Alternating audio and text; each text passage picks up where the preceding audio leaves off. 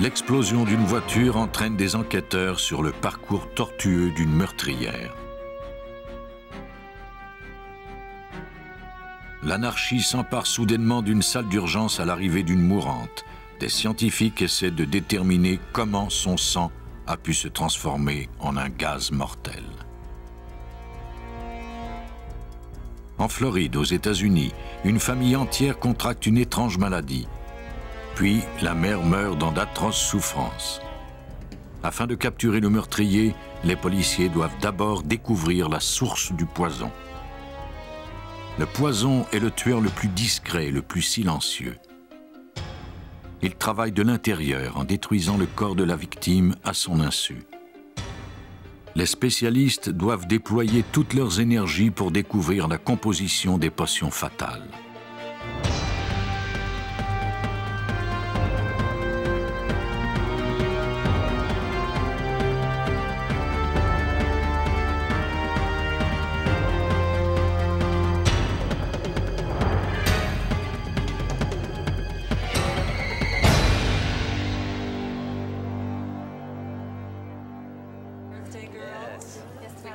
La soirée du 28 juin 1983 commença dans la fête.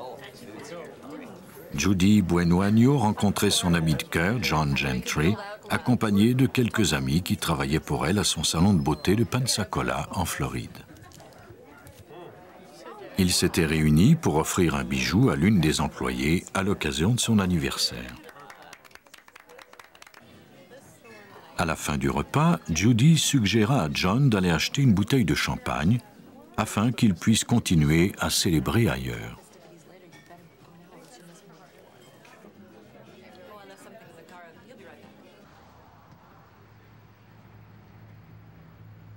La nuit était tombée, les rues étaient silencieuses.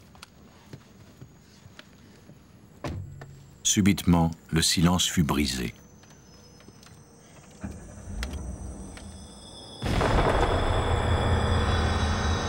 Des policiers et une équipe de secours arrivèrent en trombe sur les lieux. Gentry fut transporté d'urgence à l'hôpital. Il avait été sérieusement atteint par des éclats de métal dans le dos. Les enquêteurs ignoraient si l'explosion était due à un problème mécanique ou si quelqu'un avait voulu tuer Gentry. Une première observation des lieux leur indiqua qu'il s'agissait bien d'un attentat. L'explosion provenait du coffre de la voiture, un endroit peu indiqué pour une explosion de nature accidentelle. Aux États-Unis, l'explosion d'une bombe est considérée comme une offense fédérale. La police de Pensacola fit donc appel à l'ATF, le Bureau de l'alcool, du tabac et des armes à feu. Après l'examen de la scène, les agents de l'ATF conclurent qu'on avait utilisé 2 bâtons de dynamite reliés au feu arrière de la voiture par des fils jaunes et oranges. Gentry avait eu de la chance de s'en tirer vivant. Les agents de l'ATF prélevèrent des indices sur la scène du crime et analysèrent des photos, pendant que la police de Pensacola cherchait à qui aurait pu profiter le décès de Gentry. Cette tâche fut confiée au détective Ted Chamberlain. D'habitude, ce que nous faisons, c'est de relever les polices d'assurance de la victime. Nous avons découvert dans le cas de Gentry qu'il possédait une importante police d'assurance. La bénéficiaire était Judy Buenoagno, l'amie de cœur de Gentry.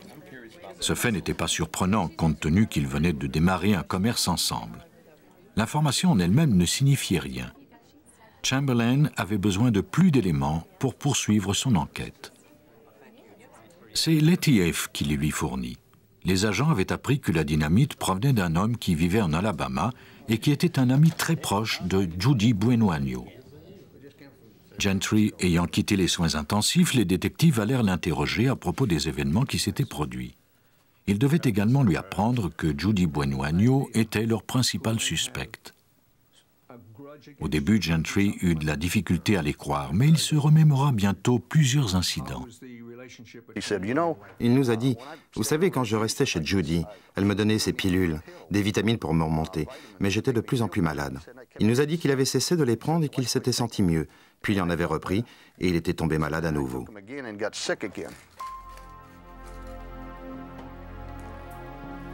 Gentry était à ce point malade qu'il avait dû séjourner à l'hôpital où il s'était complètement remis.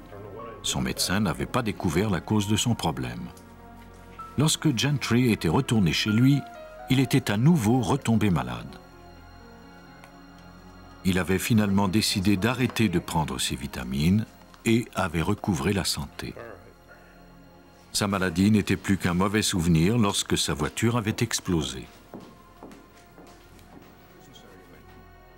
Flairant un lien possible, le détective lui demanda s'il avait toujours les vitamines en sa possession, ce que lui confirma Gentry. Il s'agissait présumément d'une vitamine C de marque populaire. Chamberlain les envoya au laboratoire du FBI pour les faire analyser.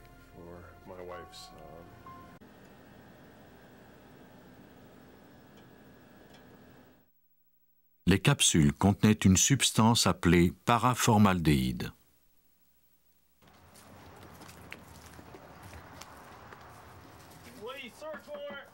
Le récit de Gentry ainsi que l'analyse des capsules et l'explosion en elle-même suffirent amplement à Chamberlain pour obtenir un mandat de perquisition de la maison de Bueno Agno et de son salon de beauté. Ils découvrirent d'autres capsules chez elle.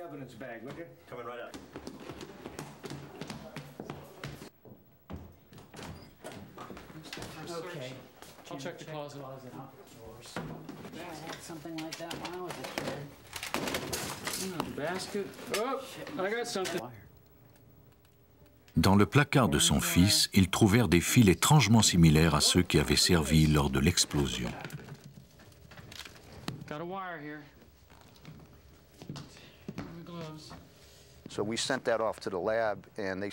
Nous avons envoyé ces fils au laboratoire et les analystes ont démontré que les codes de couleur et les stries des fils de la bombe concordaient parfaitement à ceux retrouvés dans la chambre du gamin. Ils étaient identiques. Cet élément de preuve était très significatif.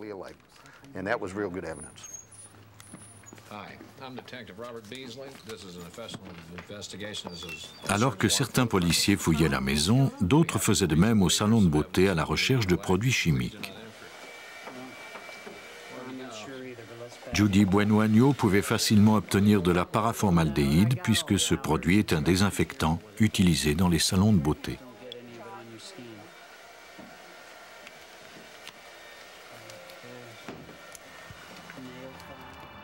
Les policiers avaient enfin pu établir le lien entre la bombe, les fils et le poison. Grâce au pouvoir et aux ressources de l'ATF, l'empoisonneuse se retrouvait enfin derrière les barreaux. Bueno Agno avait raté à 2 reprises le meurtre de son ami de cœur. Elle semblait être de ceux qui ne réussissent jamais ce qu'ils entreprennent. Pourtant, en fouillant son passé, les enquêteurs commencèrent à croire qu'elle ne se trouvait peut-être que dans le creux de la vague.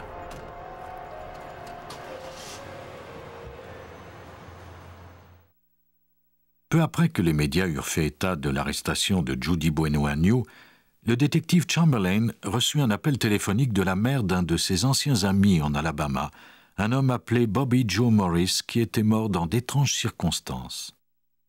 Son fils et Judy vivaient ensemble et elle était certaine qu'il n'était pas mort de cause naturelle. Elle soupçonnait que Judy avait tué ou empoisonné Bobby Joe.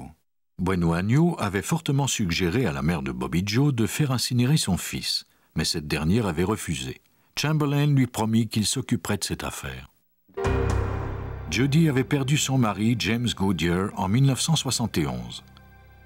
3 mois après son retour du Vietnam, il avait été la proie de délire, puis était mort. Après son décès, Judy avait changé son nom de Goodyear par l'équivalent espagnol de Bueno Agno, bonne année en français. Plus Chamberlain fouillait le passé de Judy, plus ce qu'il découvrait était morbide. Il apprit que James Goodyear, le mari de Judy, était affligé notamment d'un symptôme particulier à une intoxication à l'arsenic. S'il avait été empoisonné, la preuve aurait été enterrée avec son cadavre. 12 ans après sa mort, on ordonna que son corps soit exhumé pour être autopsié. Quand on exhume un corps à la recherche de métaux lourds, comme le plomb, le thallium, l'arsenic ou l'antimoine, ce sont tous des éléments. Et ces éléments existent depuis la création du système solaire. Ils sont aussi faciles à détecter aujourd'hui que s'ils dataient de 250 millions d'années. Alors quand on parle de chercher des traces d'arsenic dans un corps, s'il s'agit bien du même corps, on les retrouvera jusqu'à sa désintégration totale.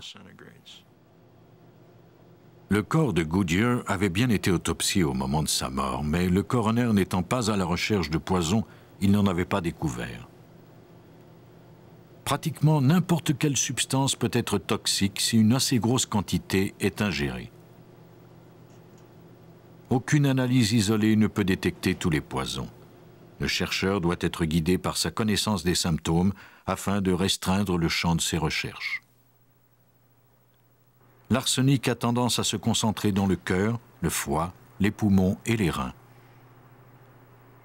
On analysa des échantillons de chacun de ces organes. L'arsenic peut foudroyer quelqu'un en 1 heure ou petit à petit, selon la quantité ingérée.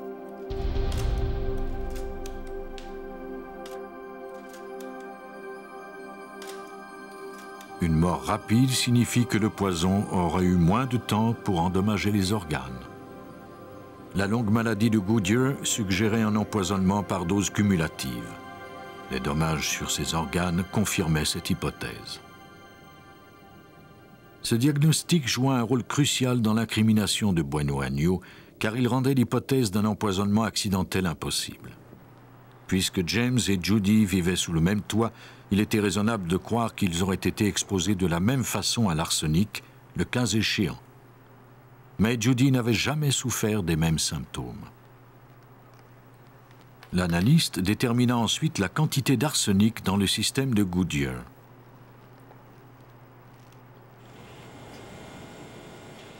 Les cheveux et les ongles de la victime lui servirent de jauge. Un ongle fut extrait dans sa totalité et dissous dans l'acide.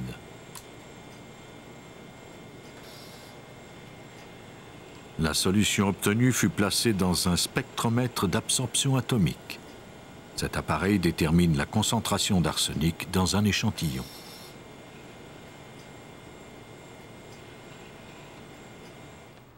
La quantité d'arsenic ingérée était proportionnelle à celle qui se trouvait dans ses cheveux et ses ongles. L'analyste put constater que les niveaux étaient trop élevés pour provenir de l'environnement. Étant donné que la vitesse de croissance des cheveux est connue, il put déterminer en combien de temps Goodyear avait été empoisonné.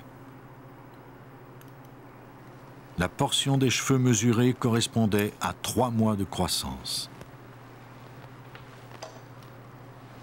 James Goodyear était rentré de la guerre seulement 3 mois avant son décès.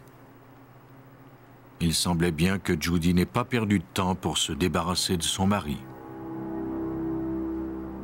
Peu après l'autopsie de James Goodyear, on ordonna l'exhumation de la 2e présumée victime, Bobby Joe Morris. Ses cheveux et ses ongles contenaient assez d'arsenic pour tuer 11 personnes. Sur une période de 12 ans, Judy Bueno Agnew avait tué 2 hommes par empoisonnement et empoisonné et noyé un 3e. D'autres hommes dans sa vie avaient connu une fin mystérieuse, mais elle ne fut jamais accusée de leur meurtre. Ironiquement, la seule victime à avoir eu la vie sauve fut John Gentry, et c'est ce qui permit de dévoiler son jeu morbide. Sa tentative ratée d'empoisonnement avait forcé Judy à utiliser une bombe.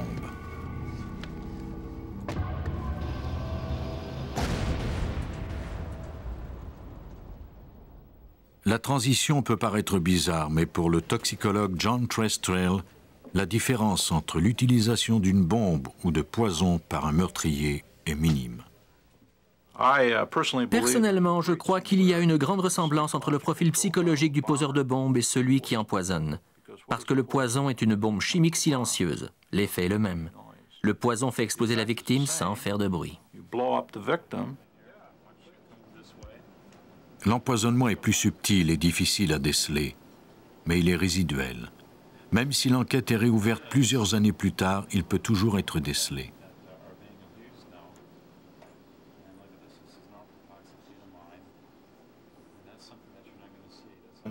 Il est évident que chaque empoisonneur recherche le poison parfait qui ne se détectera pas. Mais comment s'appelle ce poison? S'il porte un nom, c'est qu'on l'a déjà détecté. Si on l'a déjà détecté, c'est qu'il n'est pas impossible à détecter. Il n'y a donc pas de parfait poison impossible à détecter. Judy Bueno Agno fut condamnée à 12 ans de prison pour l'attentat à la bombe sur la voiture de Gentry, à la prison à vie pour avoir noyé son fils et condamnée à mort pour l'empoisonnement de James Goodyear. Pour la mort de Bobby Joe Morris, on ne trouva pas de punition additionnelle à lui infliger. Elle fut électrocutée à l'âge de 54 ans le 30 mars 1998 à la prison de Sparky en Floride. Elle fait partie des 48 femmes à avoir été condamnées à mort aux États-Unis. Les empoisonnements méthodiques de Judy Bueno Agno avaient pris des années à être démasqués, mais les preuves qu'elle avait laissées derrière elle étaient irréfutables. Ailleurs, d'autres scientifiques faisaient face à un autre dilemme. Comment l'arrivée d'une mourante avait-elle pu provoquer l'empoisonnement de l'équipe d'une salle d'urgence? Peu après 20 heures, le 9 février 1994, des ambulanciers entraient à toute vitesse avec une femme de 31 ans, Gloria Ramirez, dans la salle d'urgence de l'hôpital Riverside de Californie. Son conjoint avait demandé une ambulance parce qu'elle avait fait une chute et qu'elle avait du mal à respirer. Les ambulanciers avisèrent l'équipe de garde que la patiente souffrait d'un cancer du cerveau, mais qu'elle n'avait pas encore commencé sa chimiothérapie. En fait, rien dans son dossier médical ne préparait le personnel à ce qui allait se produire. Lorsque Ramirez arriva dans la salle d'urgence, elle était déjà sous masque à oxygène. Son pouls devint irrégulier et le personnel utilisa un défibrillateur pour le stabiliser. Sans succès. Une infirmière lui fit une prise de sang afin d'effectuer des analyses et c'est à ce moment précis que l'organisation habituelle de la salle d'urgence devint chaotique.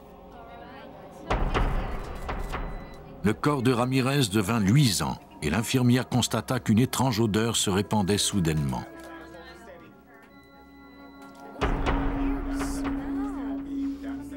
Elle donna la seringue à un des médecins et s'évanouit.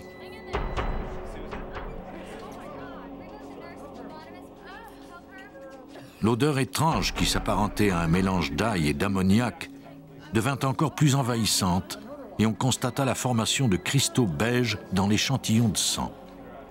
Soudain, une autre infirmière s'évanouit.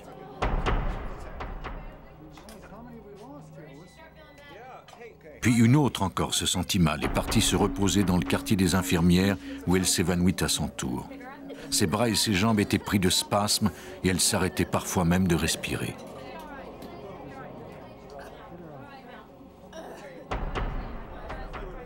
Un des médecins s'affaissa.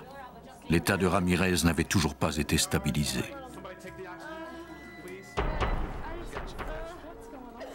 On déclara l'état d'urgence et d'autres membres du personnel soignant furent appelés pour s'occuper de Ramirez.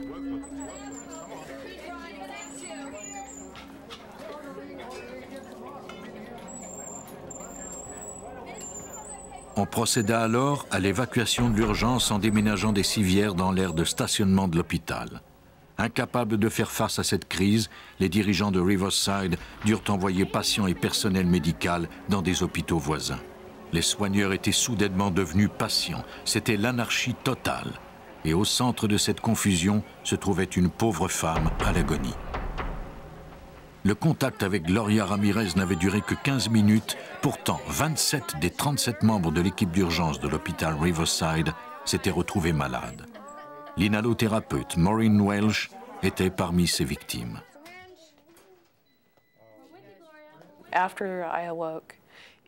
Quand j'ai repris connaissance, j'étais très malade. Je tremblais, j'avais la nausée et beaucoup de mal à respirer. Ma vision était limitée. Je ne pouvais voir que ce qui était près de moi. Rien ne pouvait expliquer la cause de ces symptômes. La plupart des personnes affectées recouvrèrent rapidement la santé, alors que d'autres furent hospitalisées durant plusieurs semaines. 35 minutes après son admission à l'hôpital, Gloria Ramirez fut déclarée morte. La crise était passée, mais le mystère demeurait. Son corps fut scellé dans 2 sacs de plastique et un cercueil sous vide avant d'être envoyé à la morgue de l'hôpital.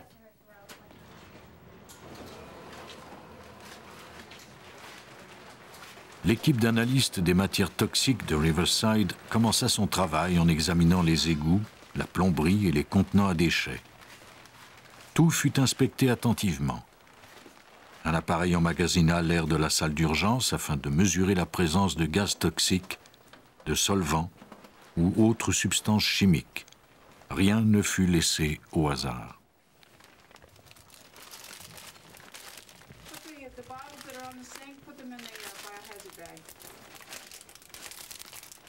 Lorsque les analyses eurent confirmé que l'air de la salle d'urgence était normal, l'enquête se tourna vers la patiente. Mais l'autopsie ne révéla rien d'extraordinaire. Gloria Ramirez était décédée des suites d'un arrêt de fonctionnement des reins dû à son cancer. Insatisfaits par l'absence de réponse, les dirigeants de Riverside expédièrent des échantillons de sang et des tissus de Ramirez au Lawrence Livermore National Laboratory, situé à 100 km à l'est de San Francisco. Des solvants furent ajoutés à l'échantillon sanguin de Ramirez, puis des produits chimiques qui furent dissous, laissant de côté l'eau et les cellules sanguines. Le résultat obtenu fut un extrait hautement concentré des substances chimiques qui se trouvaient dans son sang. Brian Andresen est directeur de ce centre.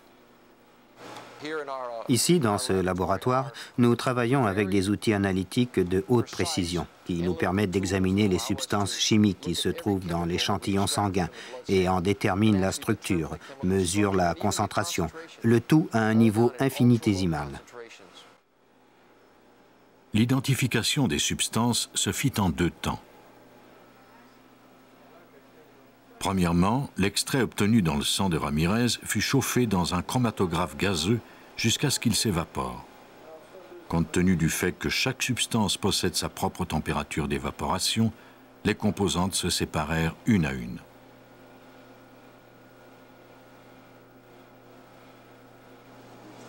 Le spectromètre identifia ensuite chaque substance chimique en mesurant son émission de lumière. Puis les résultats furent compilés dans un ordinateur sous forme de graphique. Que révélerait donc l'analyse du sang de Ramirez? Chaque niveau représente une substance chimique différente qui se trouvait dans le sang de Mme Ramirez. Tout se découpe très clairement. Il y a de l'acétaminophène, son cholestérol est là, et d'autres médicaments. Et une substance chimique étrange est découverte initialement et qui se trouve ici. Nous ne savions pas encore ce que c'était, mais nous avions heureusement des bases de données. Et quand on questionne l'ordinateur sur un type de produit, il identifie le produit chimique en question. L'analyse révéla finalement qu'il s'agissait d'une forte concentration d'une substance appelée sulfone de diméthyle, ou DMSO2, qui provient du DMSO, ou sulfoxyde de diméthyle. Ce produit est utilisé principalement comme lubrifiant industriel, mais il est aussi utilisé par des milliers d'athlètes et de personnes souffrant d'arthrite pour calmer la douleur. Madame Ramirez l'utilisait sans doute pour cette raison. Mais son résidu, le DMSO2, n'est pas toxique, même s'il se trouvait en grande quantité dans ses tissus. Sa présence n'expliquait pas pourquoi l'équipe médicale s'était écroulée ainsi.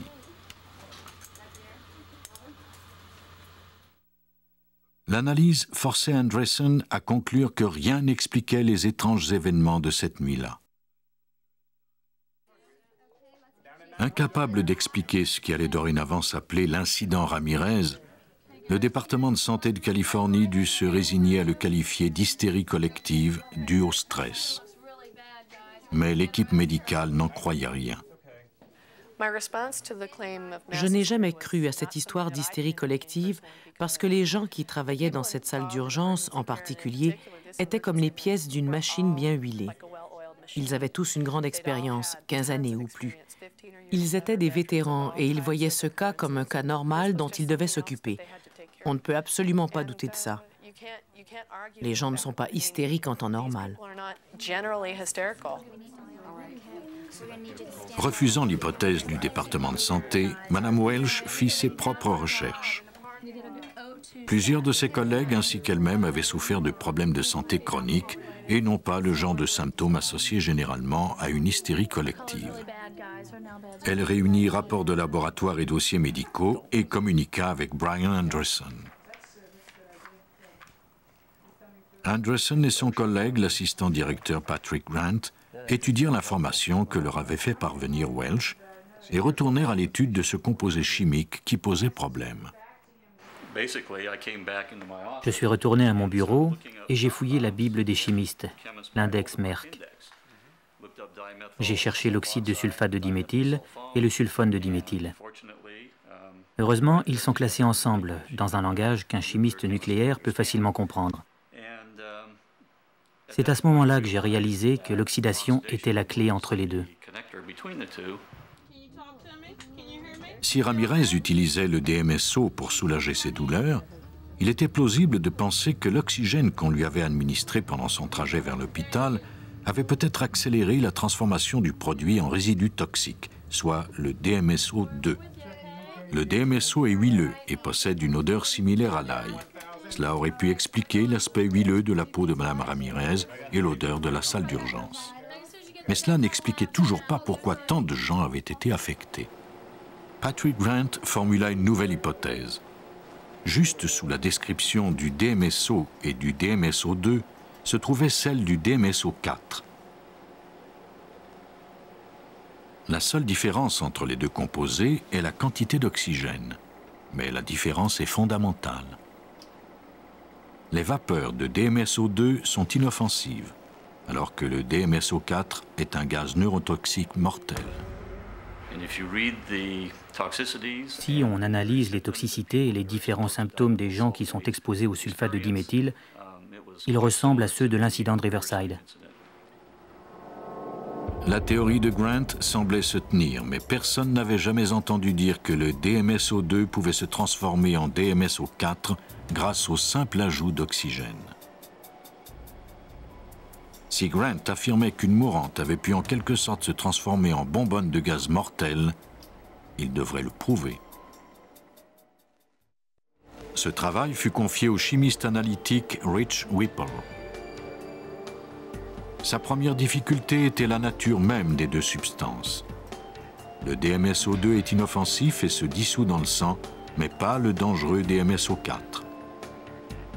Comment donc ce composé avait-il pu se retrouver dans les veines de Ramirez?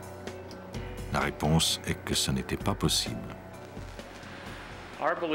Nous croyons que son sang contenait du DMSO2, et lorsqu'il a été prélevé de son organisme, il s'est alors transformé en DMSO4. Si la transformation s'était faite, c'est dans la seringue qu'elle avait eu lieu. En utilisant un liquide similaire au sang humain, Whipple tenta de démontrer par une expérience comment un changement de température pouvait transformer la nature d'un produit chimique.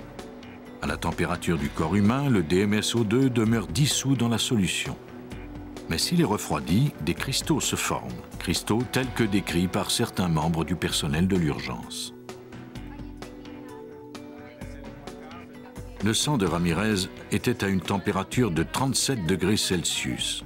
Mais une fois rendu dans la seringue, il s'était immédiatement refroidi à environ 18 degrés, soit la température de la salle d'urgence. Le changement brusque de température avait peut-être causé la formation des cristaux. La théorie de Whipple semblait parfaite, mais il ne parvint jamais à produire de DMSO4.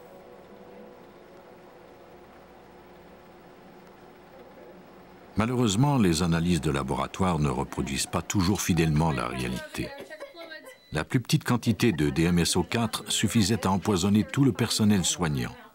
Un dixième de gramme peut être mortel. En plus petite quantité, le DMSO4 peut entre autres causer des dommages à long terme sur le système nerveux ou sur la respiration. Un an après l'incident Ramirez, plusieurs employés de l'hôpital présentaient encore certains symptômes, ce qui confirme, selon Grant, la validité de l'hypothèse d'un empoisonnement plutôt que celle d'une hystérie collective ou d'une autre cause psychologique. Compte tenu des problèmes chroniques du personnel de l'urgence, je serais plus enclin à croire l'hypothèse d'un empoisonnement plutôt que celle de l'hystérie collective. Les événements de la salle d'urgence de Riverside nous montrent à quel point un empoisonnement peut provenir d'une source anodine. C'est un fait bien connu des empoisonneurs. Plusieurs substances peuvent s'avérer des poisons, et c'est ce qui fait que le tueur peut cacher son arme à la vue de tous. Le 23 octobre 1988, à 7 h du matin, Peggy Carr arriva au restaurant de Alturas en Floride où elle était serveuse. Elle se sentit mal au moment où elle allait commencer son quart de travail. Bientôt, une sensation de brûlure envahit ses jambes et elle ressentit une douleur sourde dans la poitrine. Elle croyait qu'elle était victime d'une crise cardiaque. Un habitué du restaurant, qui avait été infirmier dans l'armée, prit son pouls et la rassura. Son cœur n'était pas en danger. Mais lorsque la douleur s'accrut, Peggy dut rentrer chez elle pour se reposer. La douleur était tenace et la famille de Peggy décida enfin de la conduire à l'hôpital. Elle fut immédiatement placée sous observation. 16 heures seulement après le début de ses symptômes, elle ne pouvait pratiquement plus marcher. Son médecin était perplexe. 3 jours et une série de tests plus tard, les docteurs étaient toujours incapables d'établir un diagnostic. Et puis, aussi mystérieusement qu'ils avaient commencé, les symptômes disparurent graduellement. Elle fut renvoyée chez elle. Moins d'une semaine plus tard, la douleur lancinante s'empara d'elle à nouveau. Elle retourna d'urgence à l'hôpital. En plus de douleurs aiguës aux articulations, ses cheveux commençaient à tomber et elle ne parvenait plus à bouger. Les analyses ne révélaient rien d'anormal. Les médecins crurent qu'un virus s'était peut-être attaqué à son système nerveux. Elle mentionna au neurologue qu'elle avait l'impression de marcher sur des charbons ardents. Cette description lui mit la puce à l'oreille. Il décida de faire une nouvelle analyse afin de déterminer si elle avait été empoisonnée au thallium. Le thallium se trouve sous forme d'oligo-éléments dans la terre et dans l'eau. Des lois très sévères réglementent son utilisation sous forme concentrée. Ce produit était même banni aux États-Unis avant 1972. Il est notamment utilisé dans la mort aux rats. Les analyses démontrèrent que l'organisme de Peggy Carr contenait 20 000 fois la quantité normale. Le poison s'était attaqué à son système nerveux. Il n'existait aucun antidote. Au début, tout le monde crut que l'empoisonnement de Peggy était accidentel puisque tous les membres de la famille Carr étaient également intoxiqués. Le bureau du shérif de Polk County ainsi que le département de la santé firent équipe pour fouiller la maison des Carr afin de découvrir la source du poison. Le détective Ernie Mincey menait cette enquête. Notre seul but était d'identifier le poison et de l'éliminer de cet environnement pour empêcher un nouvel empoisonnement. Pendant le mois qui suivit, les enquêteurs prélevèrent des aliments, de l'eau ainsi que des échantillons de terre sur le terrain des Carr et dans les environs. Tout fut envoyé au laboratoire pour être analysé. Au terme d'une attente anxieuse, le résultat de tous les tests s'avéra négatif. Les enquêteurs désespéraient de découvrir la source du poison. Pendant ce temps, Peggy dut être branchée sur un respirateur artificiel car elle était tombée dans un profond coma. Les enquêteurs continuaient leurs recherches. Y aurait-il d'autres empoisonnements avant que la source ne soit découverte? Parmi les items pris chez les Carr se trouvaient des bouteilles de Coca-Cola. L'une d'elles était brisée. Elles avaient tout un résidu au fond. Elles furent envoyées au labo pour être analysées.